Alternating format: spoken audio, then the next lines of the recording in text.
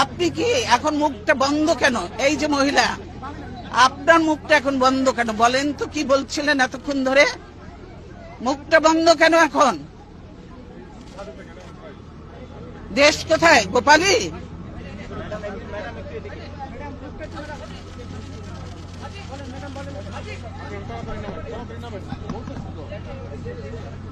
গোপালগঞ্জ জেলার নামই বদলে যাবে, বুঝছেন?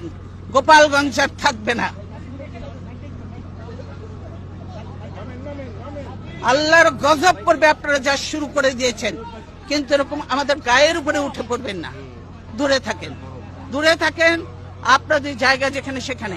আপনাদের রাস্তার তো থাকার কথা। আপনার বাড়ির মধ্যে এসে গেছেন কেন?